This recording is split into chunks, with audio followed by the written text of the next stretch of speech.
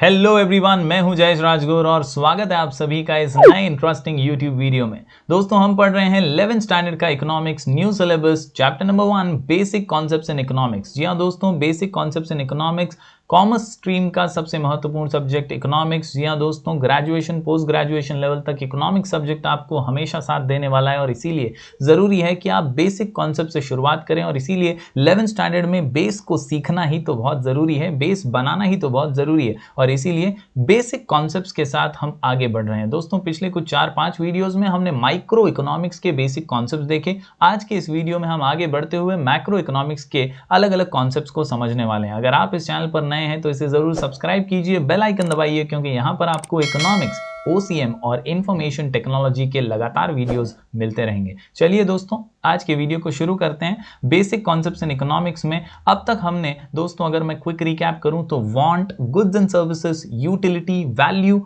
Wealth, personal income, personal disposable income और economic activity जैसे terms कर लिए हैं। अगर आप लोगों ने अभी तक इसकी पढ़ाई नहीं की है तो आई बटन पे क्लिक कीजिए, आपको प्लेलिस्ट मिल जाएगी। वहां प्लेलिस्ट में आपको ये सभी वीडियोस अवेलेबल हो जाएंगे। तो दोस्तों, लगातार बने रहिए हमारे साथ। Do like, share and subscribe. चलिए बढ़ते हैं आगे। आज हम सीखते हैं मैक्रो इकोनॉमिक्स। जी हाँ दोस्तों, दो ब्रांचेस हैं इकोनॉमिक्स की इस बड़े से पेड़ की और इन दोनों ब्रांचेस के अपने मायने हैं, दोनों के अलग अलग पर्सपेक्टिव हैं। माइक्रो इकोनॉमिक्स, जैसा कि आप जानते हैं, स्मॉल और इंडिविजुअल यूनिट्स की स्टडी है। उसी प्रकार मैक्रो इकोनॉमिक्स लार्ज एग्रीगेट्स की स्टडी होती है। कहीं ना कहीं it looks at the economy as a whole. अगर मैं एग्जांपल के तौर पर कहूं कि माइक्रो इकोनॉमिक्स एक पेड़, एक ट्री की स्टडी है, तो मैक्रो इकोनॉमिक्स पूरे जंगल की स्टडी है, पूरे फॉरेस्ट की स्टडी है। तो चलिए देखते हैं इसका मीनिंग और एग्जैक्ट डेफिनेशन। जी हाँ दोस्तों, मैक्रो मीन्स लार्ज और एग्रीगेट और total. Macro economics is therefore the study of aggregates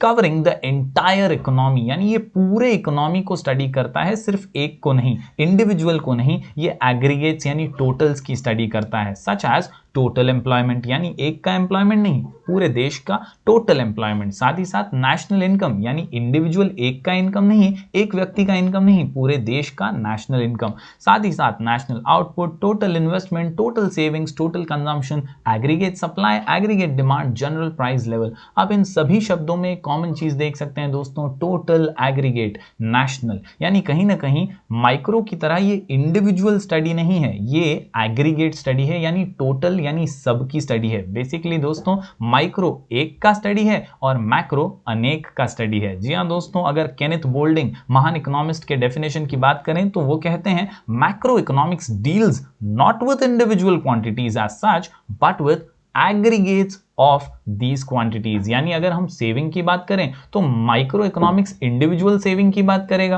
और मैक्रो इकोनॉमिक्स टोटल सेविंग्स की बात करेगा। सिमिलरली अगर हम इनकम की बात करें तो microeconomics individual income study करेगा और macroeconomics national income study करेगा। तो यही केनेथ बोल्डिंग कहना चाहते हैं, macroeconomics deals not with individual quantities as such but with aggregates of these quantities, not with individual incomes but with national income, not with individual prices but with general price level, not with individual output but with national output। तो hopefully दोस्तों, macro economics का meaning और definition आप समझ पाए होंगे। Macro यानी अनेक, मैक्रो यानी नेशनल, मैक्रो यानी टोटल। जी हाँ दोस्तों, जब हम एक कंट्री को एज अ होल, एक नेशन को एज अ होल, एक इकोनॉमी को एज अ होल स्टडी करते हैं, पूरा कंप्लीट स्टडी करते हैं, तो वो होती है मैक्रो इकोनॉमिक स्टडी। चलिए अब कुछ कॉन्सेप्ट्स, बेसिक कॉन्सेप्ट्स देख लेते हैं मैक्रो इकोनॉमिक्स के। जी हाँ दोस्तों, basic concepts of macro economics. सबसे पहले नेशनल इनकम। जी हाँ दोस्तों, एक का इनकम इंडिविजुअल इनकम होता है, लेकिन जब हम देश की आमदनी की बात करते हैं तो वो होता है नेशनल इनकम,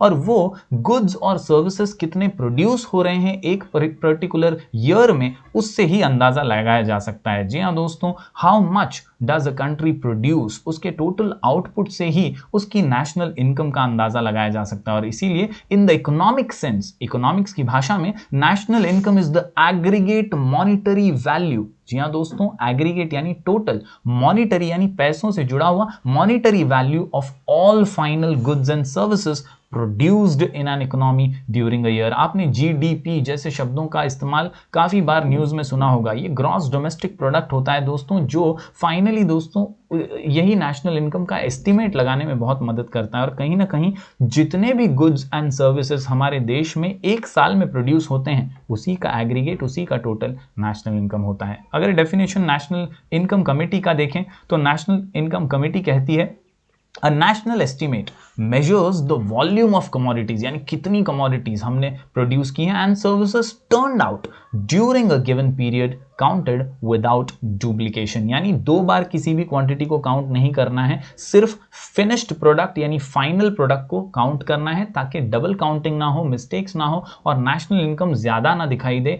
हमें एक्यूरेट मेजर करने के लिए रॉ मटेरियल्स को काउंट नहीं करना है, सिर्फ फिनिश्ड गुड्स फाइनल प्रोडक्ट को काउंट करना है। तो बेसिकली नेशनल इनकम हमारे देश की इनकम है जो गुड्स एंड सर्विसेज के जरिए अंदाज लगाया जा सकता है, जिसका अंदाजा लगाया जा सकता है, एस्टिमेट किया जा सकता है। यस दोस्तों, बढ़ते हैं आगे। हमारा अगला टर्म है मैक्रो इकोनॉमिक्स का कॉन्सेप्ट, सेविंग्स। जी हाँ दोस्तों, सेविंग्स के बारे में आप सभी ने सुना होगा, बचत। Savings, it is that part of income which is set aside to satisfy the future needs by foregoing current consumption, यानी कहीं ना कहीं हमारी आमदनी में से कुछ हिस्सा हम साइड में रख देते हैं ताकि हम फ्यूचर नीड्स को सेटिस्फाई करने के लिए उसे बचा सकें। फिर वो इन्वेस्टमेंट करने के लिए हो या कैपिटल बनाने के लिए, कहीं ना कहीं सेविंग्स हमारे अभी के कंजम्पशन में हम यूज नहीं कर रहे हैं। In other words, saving is the part of income which is not spent currently on consumption. तो होपफुली ये आसान सा कॉन्सेप्ट आप समझ पाए होंगे मैक्रो इकोनॉमिक्स के अंदर सेविंग्स। बढ़ते हैं आगे दोस्तों, अगला कॉन्सेप्ट है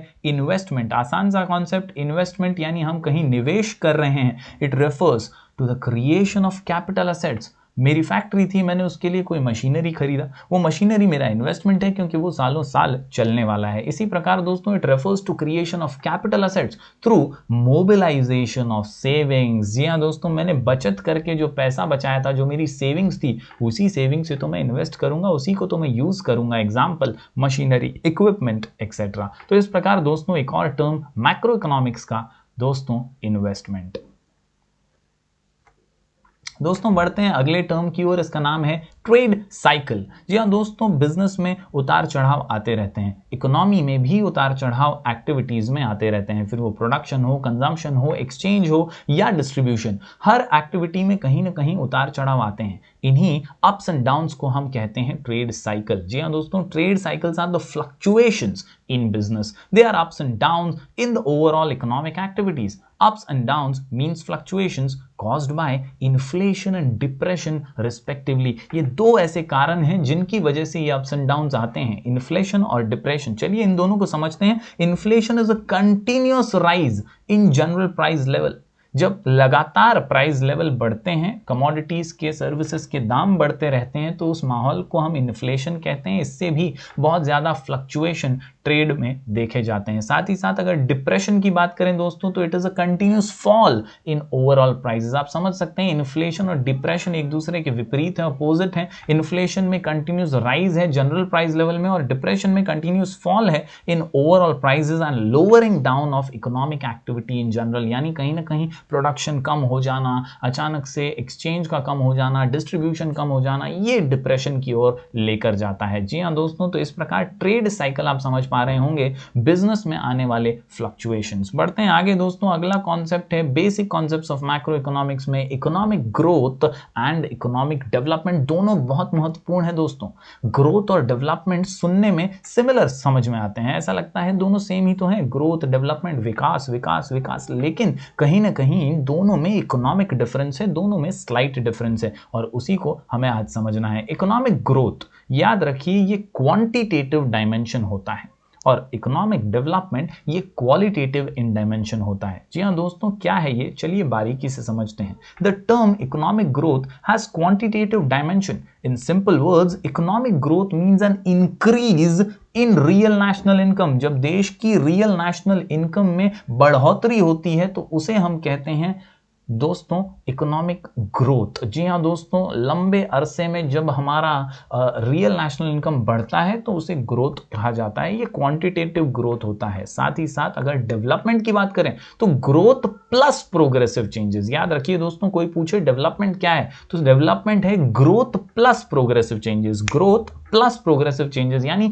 बढ़ते रहना ही नहीं, अच्छे से बढ़ते रहना डेवलपमेंट होती है। जी हाँ दोस्तों, जहां हमारा इंफ्रास्ट्रक्चर, हमारी स्टैंडर्ड ऑफ लिविंग, ये सब हमारे बढ़ने के साथ बढ़ती है तो उसे डेवलपमेंट कहा जाता है। जी हाँ, this is a wider concept which has qualitative dimension. Economic development implies economic growth plus progressive changes in certain important variables which determine well-being of the people, education, health, etc. तो दोस्तों कुल मिलाकर के आपने अभी मैक्रो इकोनॉमिक्स के सभी concepts देख लिए हैं। दोस्तों डिस्क्रिप्शन में मैंने chapter number 1 basic concepts in economics के सारे नोट्स एक्सरसाइज के डाल दिए हैं। आप वहां से नोट्स को डाउनलोड कर सकते हैं। आप लोग हमारे साथ बने रहिए लगातार, क्योंकि इस चैनल पर आपको इकोनॉमिक्स, ओसीएम और इंफॉर्मेशन टेक्नोलॉजी के वीडियोस मिलते रहेंगे। मिलेंगे फिर एक बार कुछ नए वीडियोस के साथ। तब तक के लिए बने रहिए हमारे चैनल पर। Do like, share and subscribe.